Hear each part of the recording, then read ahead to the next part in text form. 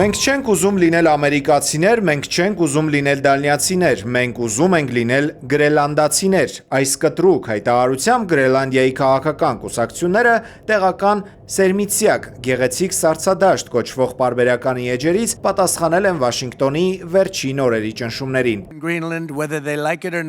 Ինչու է սառցե այս հսկան դարձել 21-րդ դարի ոսկե խնձորը։ Արդյոք Թրամփը վենեսուելական սցենարը կկրկնի Գրելանդիայում, թե ամերիկյան փափուկ ուժով։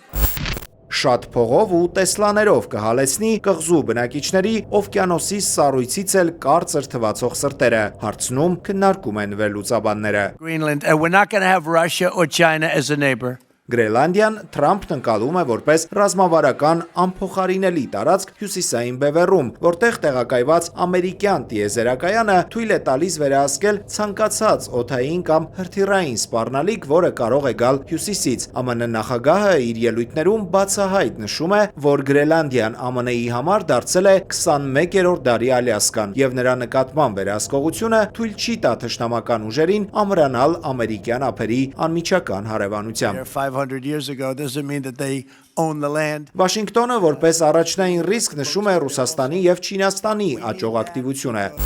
Մոսկվան վերջին տարիներին կտրուկ մեծացրել է իր ռազմական ներկայությունը Արկտիկայում, վերագործարկելով սառը պատերազմի ժամանակաշրջանի բազաները, ինչն ԱՄՆ-ն համարում է ուղղակի մարտահրավեր իր գերիշխանությանը։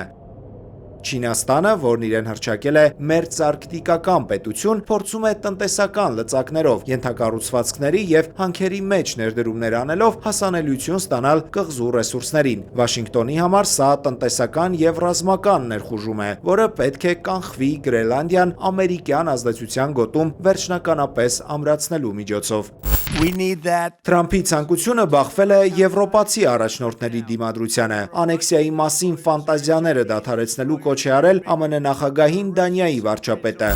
Կոպենհագենին աջակցել են Ֆրանսիայի նախագահը եւ Մեծ Բրիտանիայի վարչապետը, հայտարարելով, որ ինքնիշխան պետությունների տարածքային ամբողջականությունը չի կարող դառնալ առևտրի առարկա։ Միևնույն ժամանակ եվրոպական մայրաքաղաքներում մտավախություն ունեն, որ Թրամփի գրելանդիական մտասևեռումը կարող է փլուզել ՆԱՏՕ-ն, եթե որոշեն ոտքները սեղմակից չհանել եւ մինչեւ վերջ հակառակվել Թրամփին։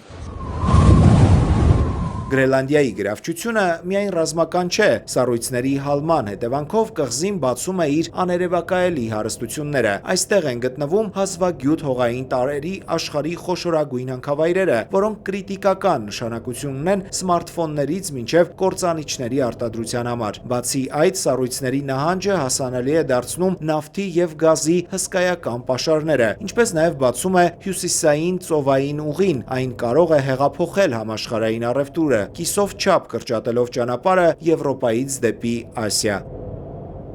Գրելանդիան 19-րդ դարի սկզբից պատկանում է Դանիայի թագավորությանը։ 2009-ին կղզին ստացել է ընդարձակ ինքնավարություն սեփական խորհրդարանով կառավարությամբ։